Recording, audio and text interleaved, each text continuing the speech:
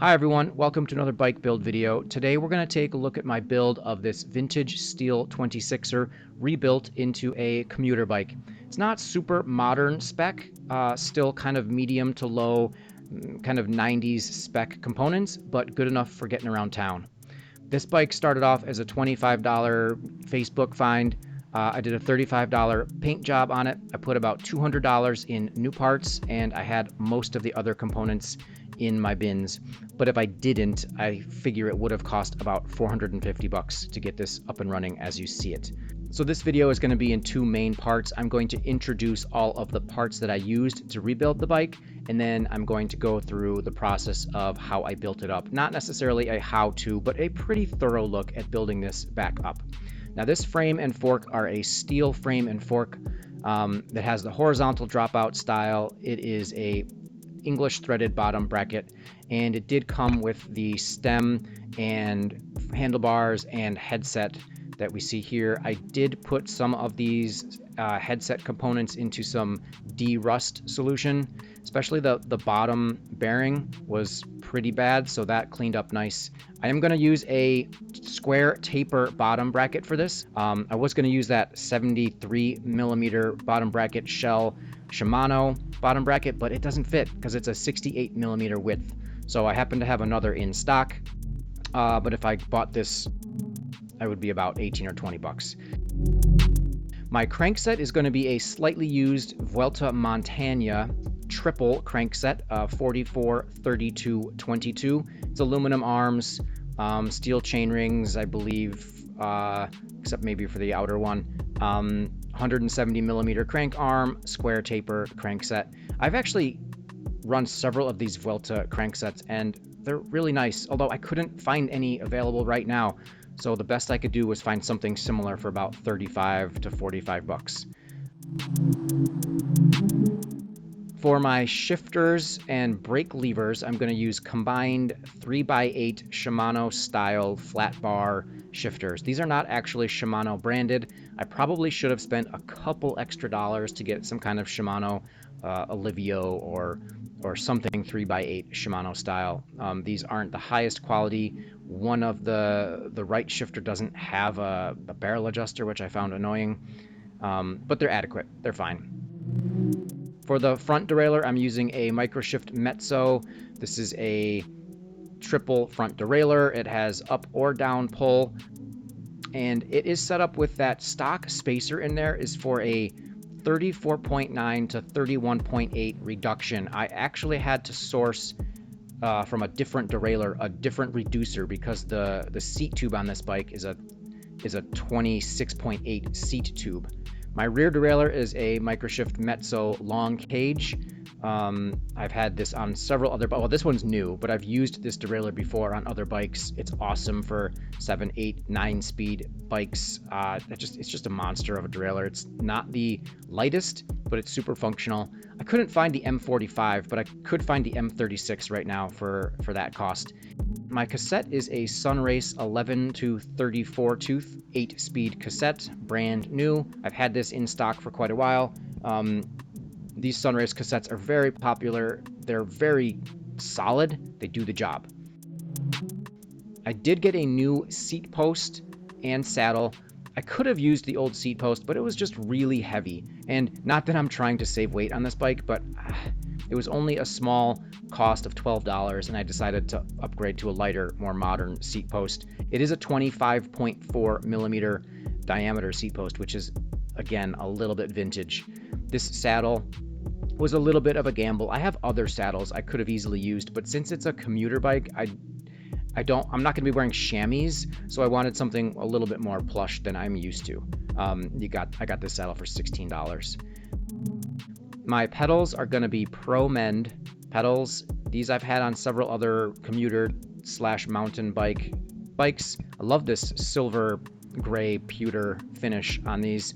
These have pretty solid bearings, and these are actually, I don't know if you can tell, but they're relatively small pedals, which I like. I don't need massive mountain bike pedals. This is just an around town bike, so these are going to get the job done really nicely. I got these for $16. And then I got some lock-on flat bar grips. These you can find everywhere for $4 to $10. They're pretty basic, but they do the job really well.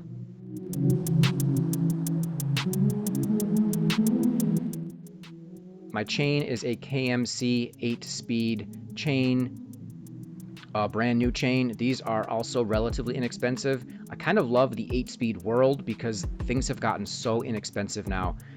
This is 116 links stock. It does come with the KMC Master Link. Got this for less than $13.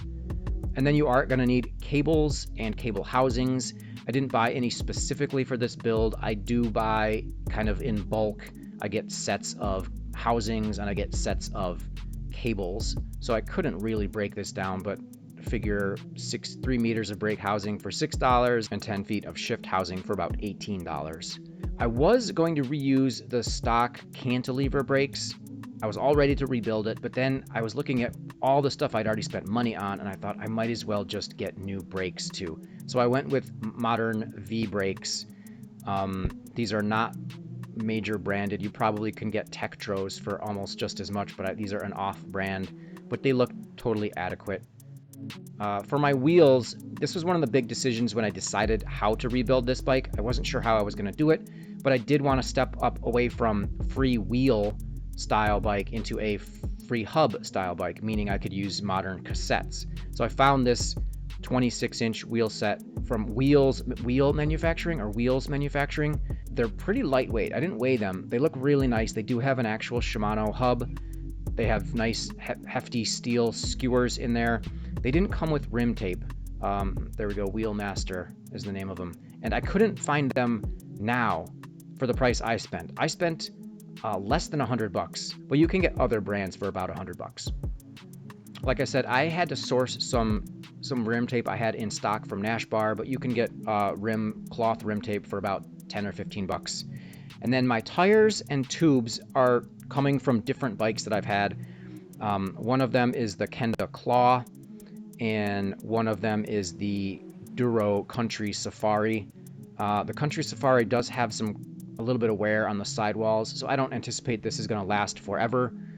You can get tires and tubes for approximately $50 to $75. I might get some gray tires. I might get some blue tires.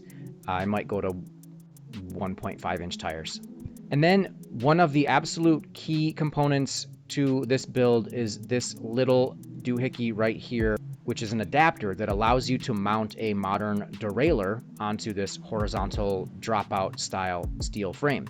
So this is essential because now I can add on a normal derailleur, and I hope this works, or at least I was hoping this would work. We'll get back to that later. But this thing was $8 and it's pretty sweet. So that pretty much concludes the components, and now we are going to begin to build the bike up. So if you want to skip around to parts that you're interested in, feel free, because there's also a lot of building going on here. I always start with my seat post just because I like to clamp the seat post for the rest of the build. So I'm going to grease up that seat post, put it into place, and then, yeah, I just stuck on the saddle just because it made sense to put it on at that point, although I didn't really adjust it till near the very end. And then I'm going to go with my bottom bracket. Again, I'm using a English threaded 68 millimeter bottom bracket. I had to go with this VP 68 by 116. That's 116 is the full distance between the ends of the tapers. Cleaned up the bottom bracket shell, greased up the bottom bracket shell, and these threaded bottom brackets, they are lefty tighty on the drive side and righty tighty on the non-drive side.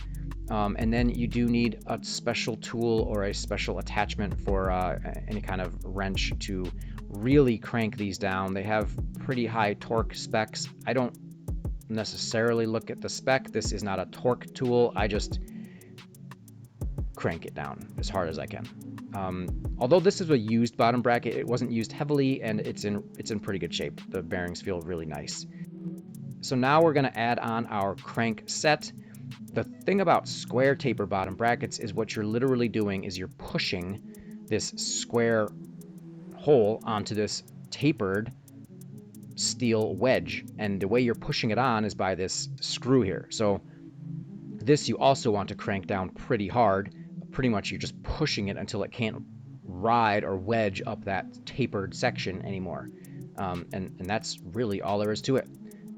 And do the same thing for the non-drive side, and then you've got your crankset in place.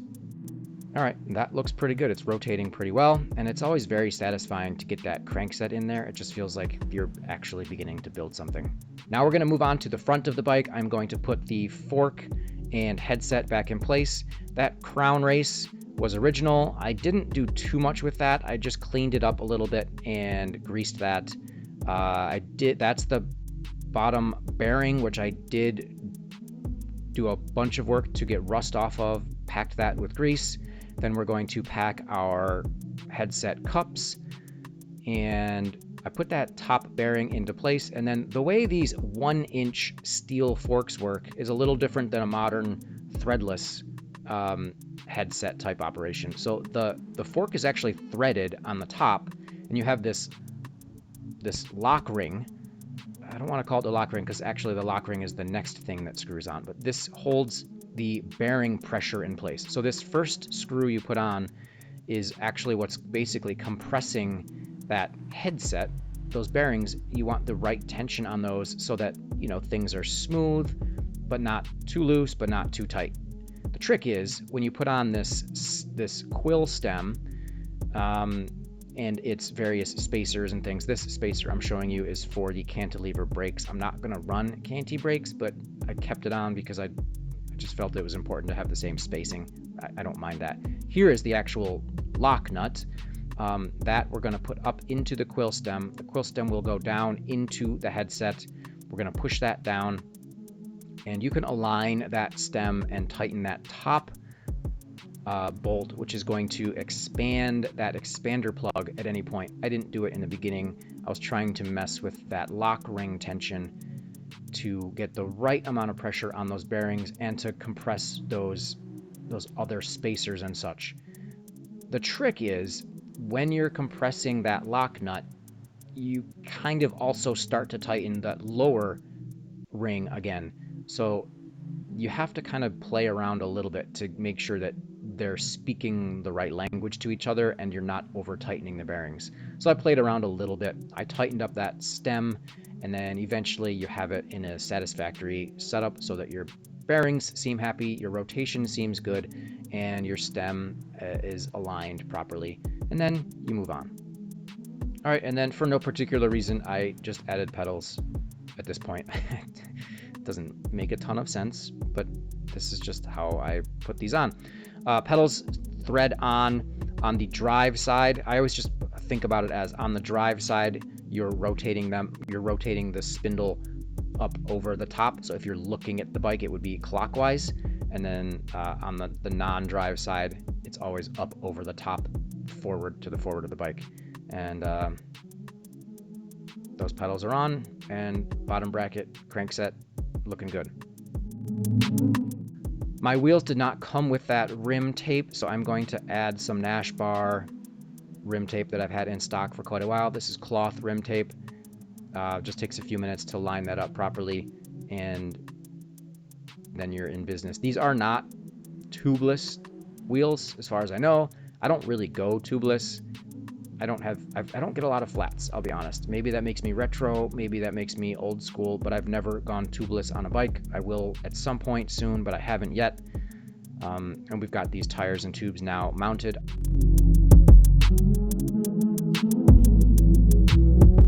Here we are putting on the cassette. This Sunrace cassette is machined all together. The first 6 gears are all machined together, and then you have 2 loose gears and the lock ring. And Shimano style free hubs are really easy. That's one of the reasons I wanted to do this setup, is kind of future-proof it. You just find that narrow notch on the free hub body, line it up with the narrow notch on the cassette and those loose sprockets, slide them into place, and then you have that aluminum lock ring that you're going to screw in and tighten down with a special tool to complete that process. And you want that pretty tight as well. There are torque specs for that, but quite tight is the rule of thumb.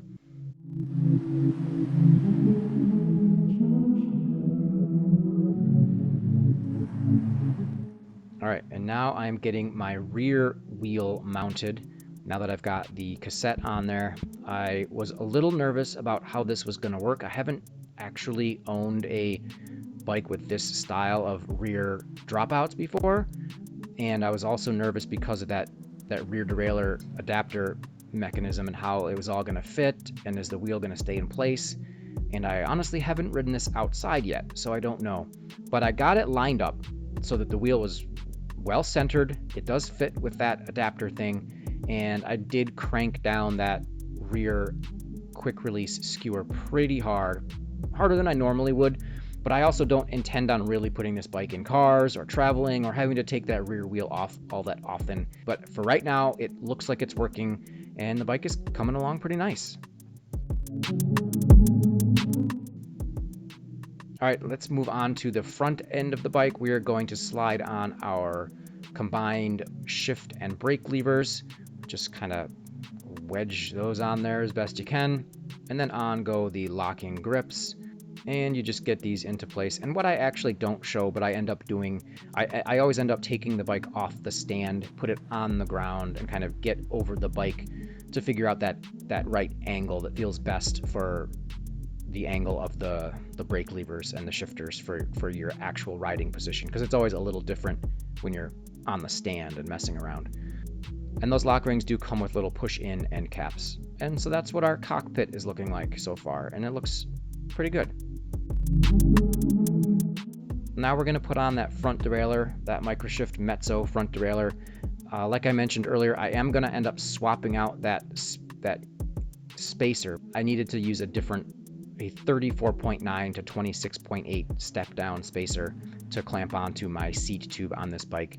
Mounting a front derailleur is pretty basic. You just clamp that around there, tighten it, and then you want the outer plate as it shifts to the outer ring to be just a millimeter or two, or maybe even 3 above the outer ring when it clears that plane. Now we're going to do that rear derailleur. I had to use my beloved Microshift Metzo, which I've used on other bikes in the past. Super functional. Got it in place. I didn't know exactly if that derailleur adapter would really work, but I was really pleased because it lines up perfectly. I did just play with the limit screws a little bit to get it to line up, but it was almost plug and play. I was really satisfied with that. Now I'm going to put on the chain. I am going to refine most of this stuff. If I don't know what I'm doing, I'll look at YouTube these days, but I do have Leonard Zinn's The Art of Road Bike Maintenance from several years ago now, but for things like chain length and sometimes just simple things that I've either forgotten or whatever, I will use this book to look up instead of just jumping on YouTube or the internet. I'm using the big ring to big cog in the back with a 1 link overlap to size my chain. Then we're going to add our brakes. These again are V brakes, and they're quite simple. You really just put them onto those post mounts. You tighten down the bolt for the post mounts, and here I am just getting the length of housing that I'm going to need. And then to install the actual cable itself, you're going to line up the slots on the barrel adjuster and the barrel adjuster nut with that little slot on the bottom of the lever body, and you just slide the brake cable through that slot, lock down that lock nut there, and then you've got your housing in place. And now I'm just going to thread it through the noodle and tighten down the nut on the other side of the brake. And then there is a few minutes worth of getting these adjusted. I like to clamp the brakes all the way, and then I will adjust the brake pads so that they're perfectly in place from a tightened position. And then sometimes you'll have to adjust those little screws on the bottom outside of those brakes to adjust the spring tension on each of those, each of the brake arms themselves. And the rear of the bike is the same exact process. I'm just sizing that housing, getting the cable installed. I'm going to run that housing to the first stop, and then there's one little section of cable housing on the back end of the bike to cut to size, and then we're going to run the cable through that housing, through the noodle, to the lock nut, and again, just play around with the cable tension on that, and how much you want to squeeze the brake lever before the pads engage, and then a little bit of messing around with those outer bottom screws if your brake arms are not clamping evenly. And now I'm showing you the run of the front housing for the rear shifter.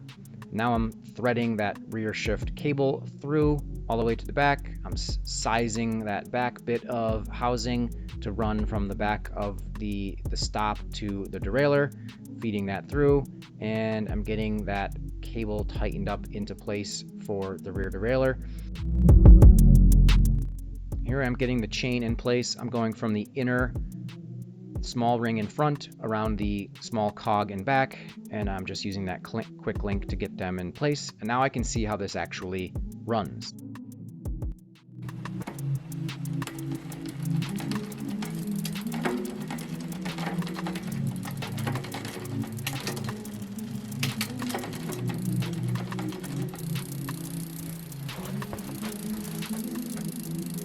I can't figure out right now, but there's something hanging up this big gear. Not that I would do this combination anyway.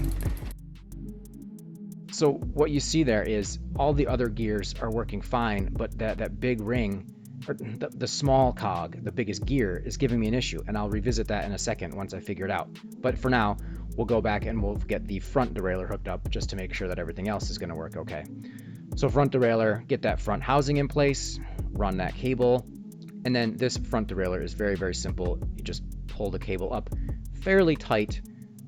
You do need a fair bit of tension on that cable when you tighten it down. And then now we're able to test the shifting from the front derailleur and the rear derailleur.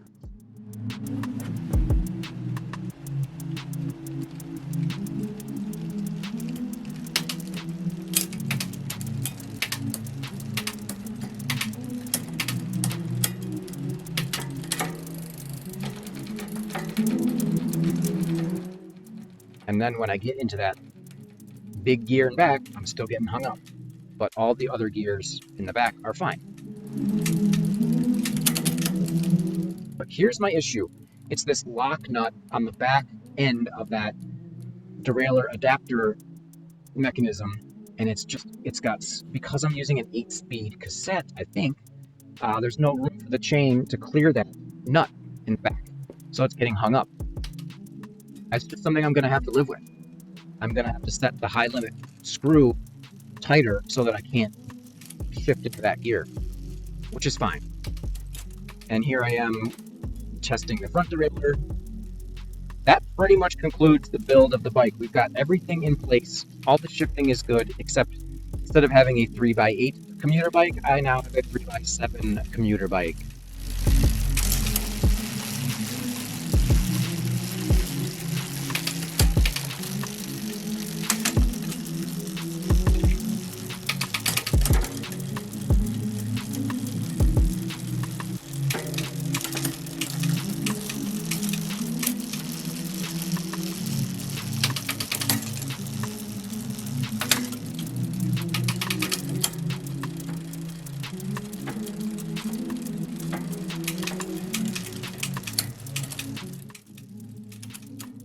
And we are going to conclude with just a few minutes of overall shots of the final build.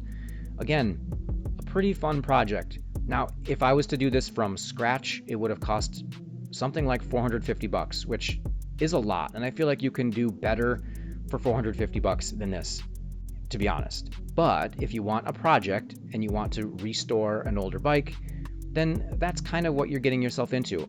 I happen to have a lot of stocks already in my house, in my bins, so a lot of the stuff I was able to reuse, and I could have even used more old stuff, but I did decide to buy some newer things that I didn't need to, like the brakes. And I mean, I do have 3x8 shifters, and I had these derailleurs, and I had this crankset, and I had the bottom bracket. So there are things that I didn't have to invest in. So for me, it was about 250 bucks total from bought this bike from Facebook to having it as it is right now, which I feel comfortable with. But for 450, I might have made different decisions.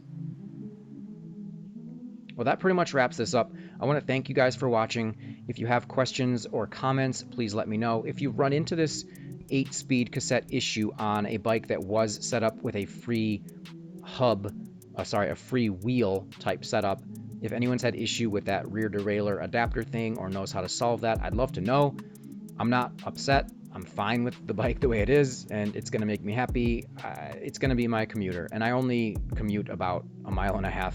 I live in my village, and I work in my village, so it's going to be just a simple around town bike. Thanks for watching, and I appreciate any comments and criticisms and feedback. If you like my stuff, guys, please subscribe and come back for more videos. I've got a gravel bike build in the works. I've been waiting for this for a long time. It's going to be sweet, so please check back for that. Thank you so much. Take care. Bye.